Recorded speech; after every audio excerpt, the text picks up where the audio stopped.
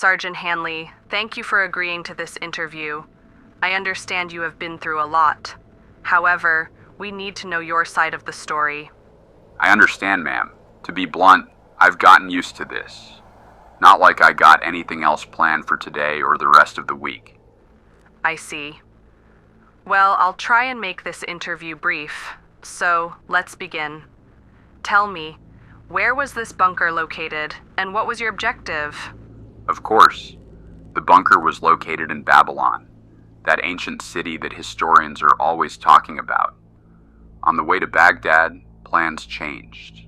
CENTCOM had gotten word from some regime loyalists who defected to our side. Saddam had a bunker located beneath the ancient city, and as our unit was the closest to that location, they redirected us to it. They said it was important. Me and the guys, though, we all looked at each other. Something didn't feel right about this. Intel also said Saddam was hiding some stuff his troops had stolen from Kuwait in '91 in this bunker. I asked about potential chemical or biological hazards. Command said there shouldn't be any biological or chemical threats. Well, that was based on the intel they received, but my gut instinct said otherwise. In retrospect, I wish I had listened. Anyways, some CIA guy, can't remember his name, met us there. We found the bunker entry. We went in.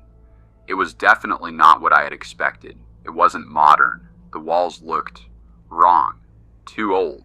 There were carvings. Looked like people running from something on the walls. How many personnel entered the chamber? 11 of us. Doc Patel, 2 engineers, the rest rangers. Oh, and that CIA dude. We cracked open the door, this vault thing. It looked like a polished stone. Never seen a vault door made from that stuff before. Well, it was, until we planted some explosives on it. We evacuated the chamber, set off the charges, and once the dust settled, we went back in. What did you find inside that chamber? There was a coffin, made from black stone, polished like glass. Never seen anything like it. What happened next? Sergeant Vickers popped the lid. We all joked about a mummy, but the laughter stopped once we discovered what was inside. It was a body, but it wasn't mummified. This corpse must have been over 1,000 years old. Yet somehow it looked like it had been put there fresh from the morgue. The CIA guy was inspecting the body, not sure why. And then, Christ, it moved. You mean the body reanimated? Yeah, you can say that. It grabbed him. Poor bastard didn't even have time to scream when it tore a large chunk of his throat. Everything happened so fast. We opened fire on it, point blank. We were fucking terrified beyond our wits. Nothing stopped it until Moreno put a round straight through its head. Even then it kept twitching. Did you attempt to evacuate?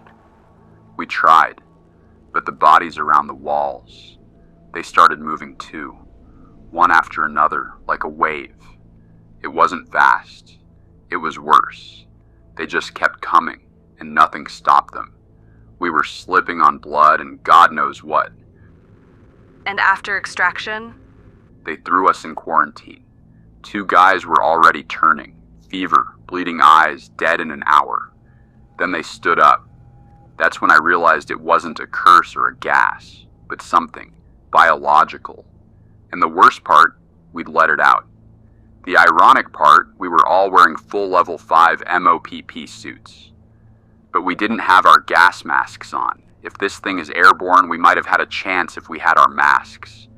What's the last thing you remember seeing inside? Eyes, in the dark, hundreds of them, still watching when we left.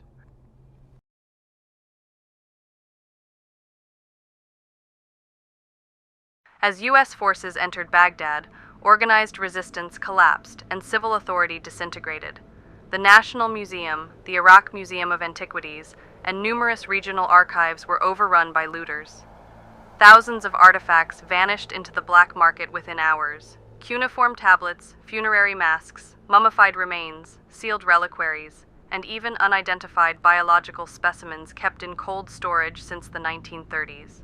Initial assessments from cultural officers describe the looting as a tragic loss of heritage. Within days, medical officers began recording clusters of violent delirium and necrotic infections in several of the capital's poorer districts, Karada, Adhamia, and Al-Thawra among them. Victims displayed extreme aggression and insensitivity to pain, often attacking bystanders before succumbing to full systemic failure. Local doctors dubbed the illness the Red Fever. By the 18th, unconfirmed reports suggested some stolen relics, clay jars and sarcophagi fragments from the vaults of Babylon, had been broken open or sold to scavengers.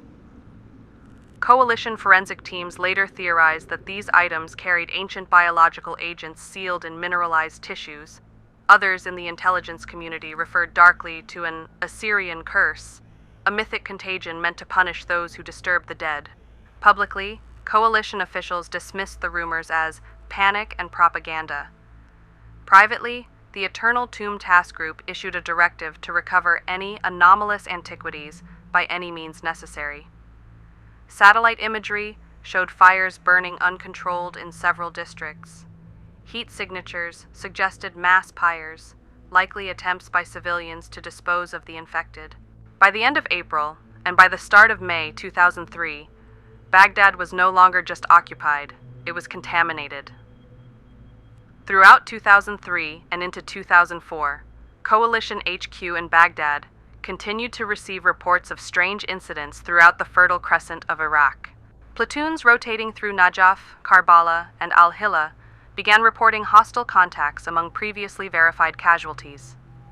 The encounters were brief, chaotic, and almost always written off as battlefield confusion until entire patrols went silent. By late spring, what Coalition headquarters still described as isolated biohazard events had become impossible to ignore. End report. Personal note. As cases of this previously unknown disease began to spread throughout central Baghdad and other parts of central Iraq in early May 2003, President George W. Bush was making a celebratory speech aboard the USS Abraham Lincoln off the California coast, delivering his famous Mission Accomplished speech. At the time, we believed that insurgencies were the biggest problem we would face in post-Saddam Iraq. But when the dead started to walk, insurgencies linked to Al-Qaeda and bitter Saddam loyalists, well, they would become the least of our problems in the coming years.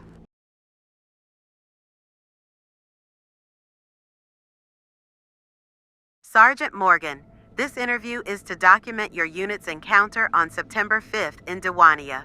I need your account of the engagement. Understood, ma'am. We were moving through a farming village, just mud walls and irrigation ditches.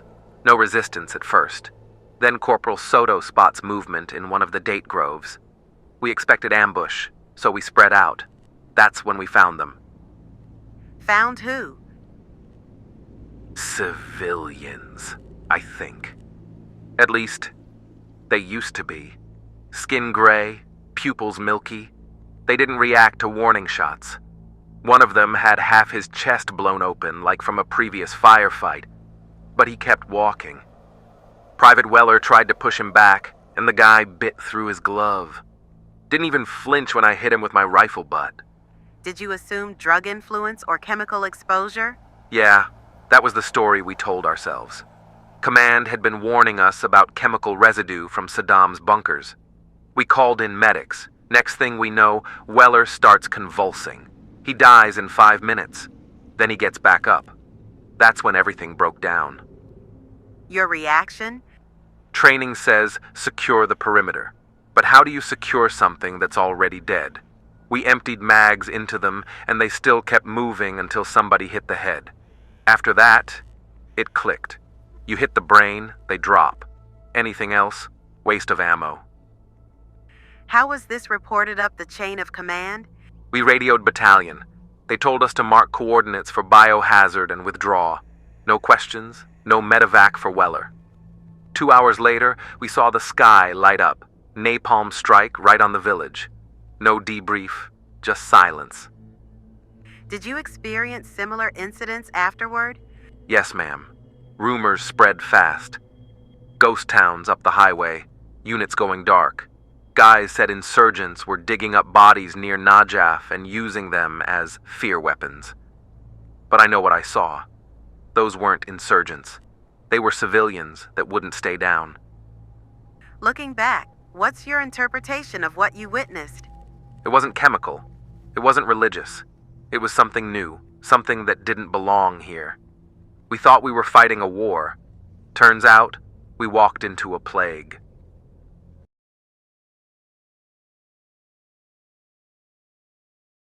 Corporal Delaney, I need you to go over the events of April 6th, during the sweep into District 17. It was supposed to be routine. Insurgents had been ambushing convoys from the mosques, so we went in to clear the area. What did you encounter? It was quiet. Too quiet. No gunfire, no people. Even the dogs were gone. What was the first sign that something was wrong? Smell. Like meat that's been sitting in the sun for days. We hit a side street and found 3 Iraqis slumped against a wall, holes all through them, but still moving. Doc said they were dead. Then one of them grabbed him, tore a chunk out of his arm before anyone could react. What was your immediate response? We popped them, center mass. Well, that was our first instinct, but it didn't work. Even with half their guts out, they kept coming. We learned quick. Only headshots stopped them. Someone yelled, "Go for the brain," and we all started doing it. It was chaos. How many hostiles did you encounter? At least 50 in that block alone. Civilians, fighters, didn't matter. They were all mixed in, some still in prayer robes, like they'd been dead a while but didn't know it. I understand your unit attempted to evacuate the ones who had been bitten, correct? Yes, ma'am. We called for medevac, but the bird never came. Radio chatter went nuts. Other platoons reporting undead hostiles. Command told us to fall back to the highway. When we pulled out, the whole neighborhood was burning. The things came out of the flames screaming. What about friendly casualties? Half the platoon. We lost our CO when he tried to drag a wounded guy out. The wounded, they didn't stay dead. We started shooting anyone who got bit. It wasn't cruelty, it was mercy. You'd see their eyes go cloudy right before they change. You mentioned in one of your reports the insurgents were using the infected. Yeah. We saw it later that night. They'd herd them, tie them up in trucks, drive them into our lines, then cut them loose. Suicide bombers with no trigger finger. It worked too. Marines panicked. You can't fight an enemy that doesn't stop, doesn't surrender. And after the engagement? They pulled us back across the Euphrates, said the city was contaminated. They hit it with napalm 2 days later. We watched from the bridge, whole blocks turning to ash. But I swear, even after the flames, some of them were still moving. Final question, Corporal. What's your assessment of what you encountered in Fallujah? Ma'am, I've fought men who wanted to die. I've never fought something that didn't know it was supposed to.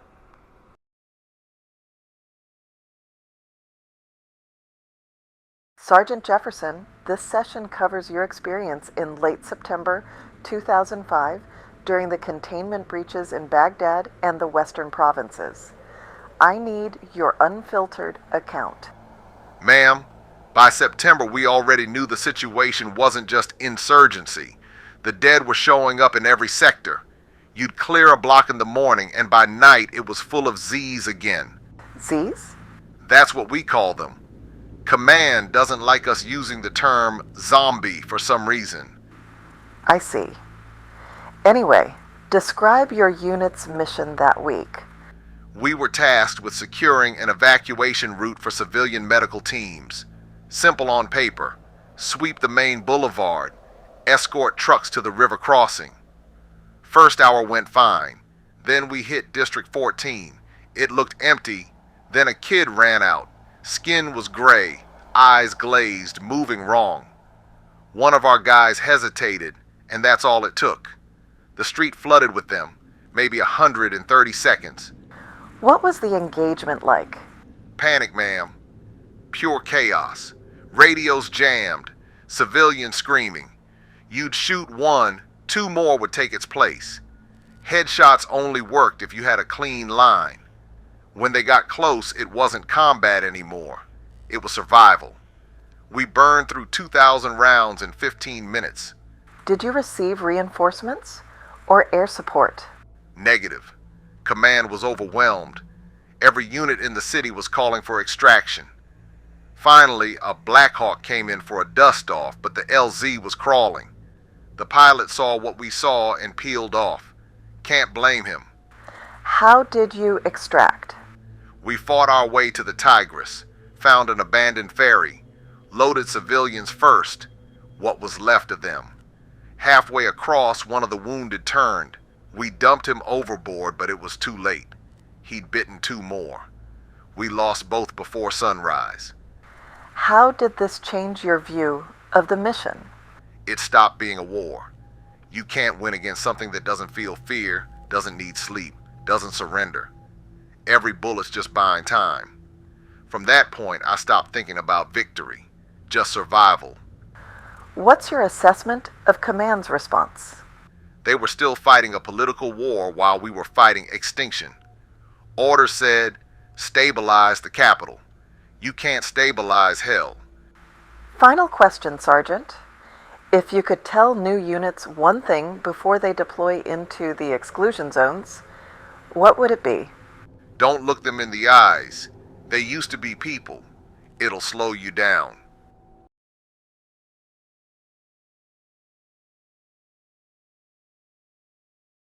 Lieutenant Dunn, you were stationed in the International Zone during the final breach, March 2006. Start from the beginning. The Green Zone had been secure for months. That's what the press said. We all knew it wasn't. Every night we'd hear distant firefights from Sadr City and Karata. Then one day it just stopped. The silence was worse than the gunfire. For the record, when did the Green Zone fall? March 17th, 2006. That's when the order to prepare for possible evacuation was issued by command. Not just the Green Zone in Baghdad, but a full retreat to Kuwait. Looking back on it in retrospect, whole thing made the withdrawal from Vietnam in 75 look like an orderly fire drill.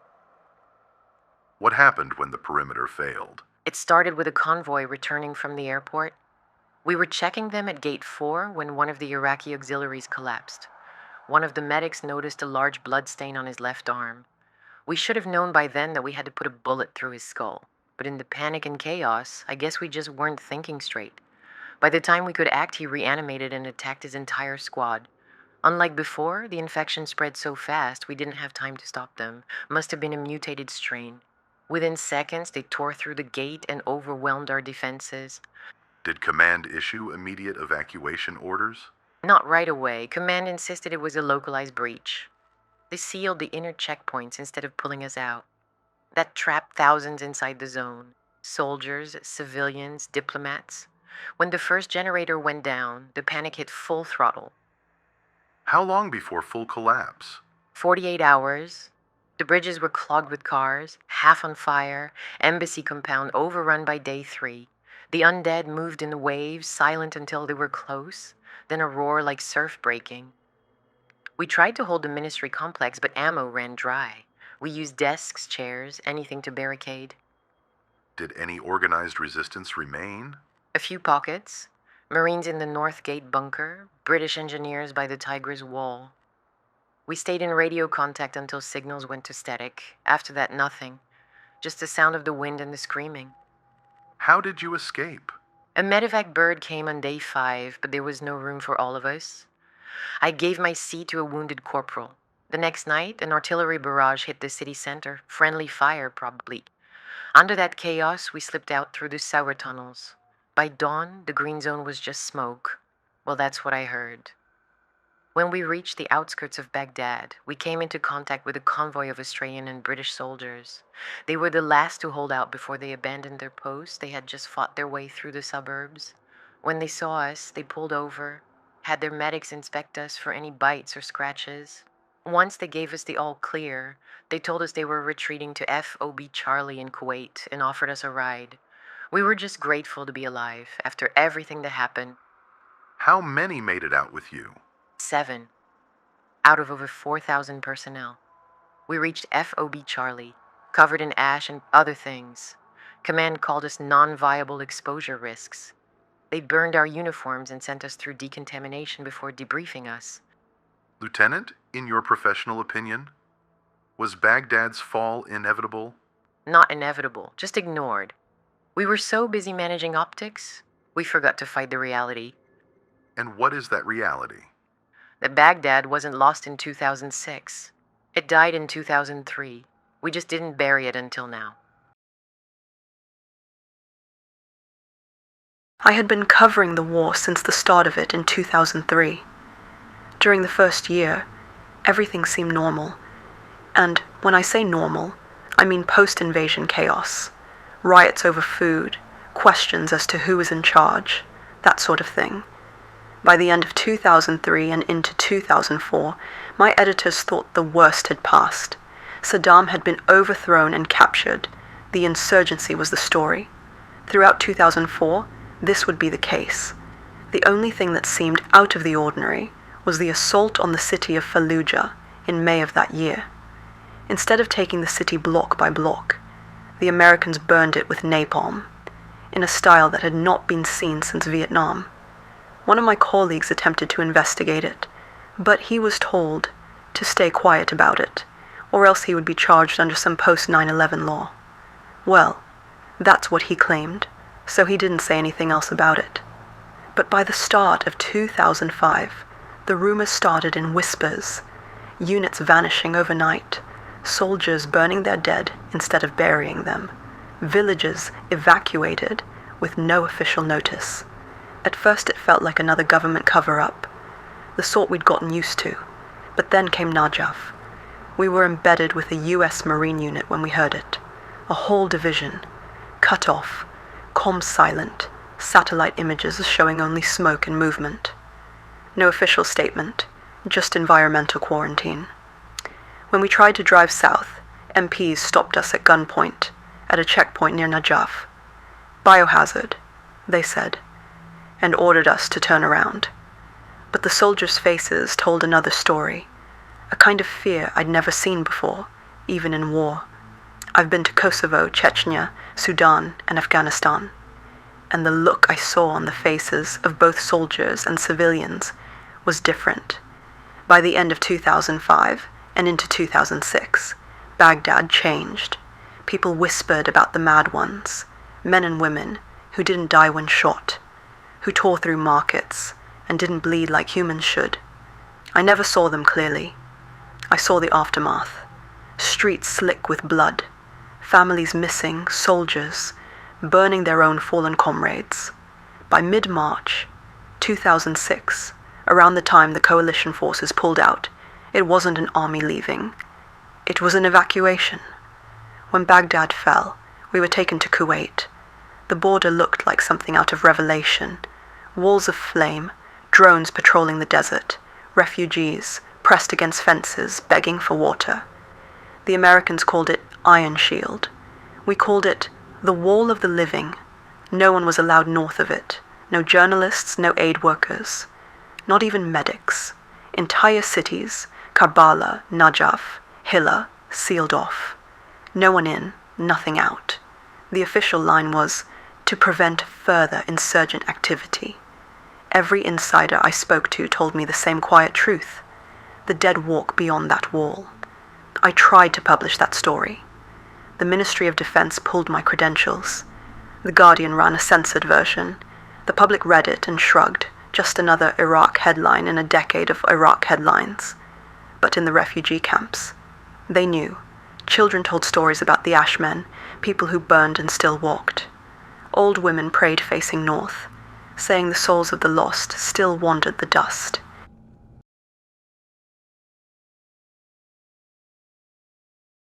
They told us Baghdad was still secure. That's the word they used on the radio, in the briefings, on the damn posters, hanging in the mess tent. Secure. But by then, secure just meant the walls hadn't fallen yet. We'd been stationed inside the green zone for months, guarding the last convoys out. Embassy staff, intelligence spooks, and whatever civilians were lucky enough to have the right paperwork. Every night, you could hear the city beyond the walls. Not gunfire anymore, not even explosions. Just this moaning chorus that never stopped. You felt it in your chest like static. The locals called it the Choir of the Dead. By February, the power grid was gone. The rivers stank of smoke and blood.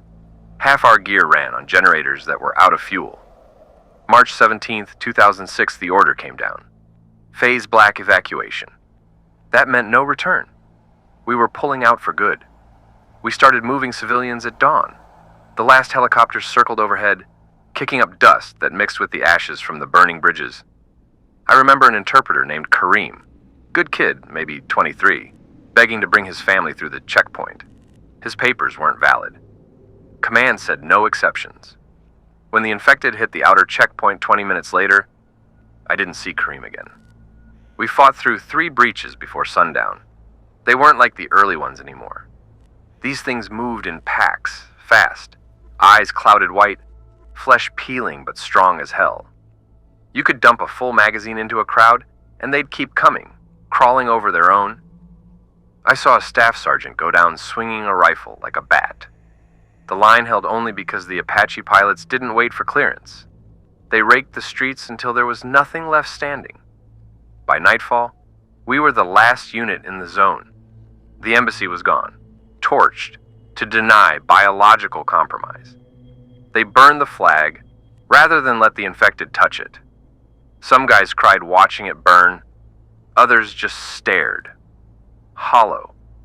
When we boarded the last transport out, I looked back over Baghdad. The skyline, the smoke, the orange glow. You could still hear the city moving under the flames. The pilot said, "End of the line." I thought he meant Kuwait. He didn't. He meant the end of Baghdad.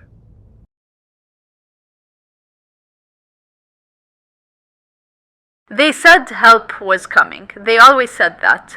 For 3 weeks we waited. Through the blackouts, the ration lines, the curfews that meant nothing once the screams started after dark. By New Year's, there was no help. Only the convoys, the ones that took people away and never came back. The city was dying in pieces. Every district had its own sound. In Karadat, it was the dogs howling when the power cut and the dead began to move in the streets. In Adamia, it was gunfire and the shouts of militias fighting over safe houses. Downtown, near the green zone, it was helicopters and loudspeakers. Stay inside, evacuation in progress. Inside what? The roofs were full of smoke, and the air smelled like burnt plastic and rot. When they announced the final evacuation, only those with passes were allowed through the gates. The rest of us gathered outside the checkpoints, holding up papers, passports, photographs. Mothers pushed children forward, hoping the soldiers would take them even if they couldn't come. Some did. Some were shot when they tried to climb the barricades. The soldiers looked like ghosts in their masks. You could see the fear in their eyes, even behind their masks. That day, I remember it was March, the sky full of dust. The wind carried the sound of the river. The Tigris had turned black from the fires upriver, and bodies floated by like driftwood. People prayed aloud, whole crowds praying in every direction at once. Then the moaning started, far down the boulevard. Someone shouted, "They're coming!" and it became a stampede. The checkpoints closed, the gates slammed shut, gunfire, screaming. I don't know how long I ran. I remember hiding in a half-collapsed mosque until nightfall. The sky glowed orange from the city burning. Later, I found a truck heading for Kuwait with other refugees, families, soldiers who'd deserted, and one American journalist. We drove without headlights. Every few kilometers we saw fires or convoys turned over on the road. They said the green zone fell that night. I don't know if that's true. All I know is that when we crossed the desert days later, the horizon behind us was still on fire. With guidance from Allah, we reached the Kuwait border before the Americans and Kuwaiti troops sealed it. We spent the next few days in quarantine camp outside of Kuwait City. We were checked for infection. Thankfully, I was given the all clear, but not everybody was lucky. Those that tested positive for infection, they were taken away, most likely executed, and their bodies burnt. Sometimes when I close my eyes, I can still hear Baghdad, not the city as it was, but the sound it made when it died.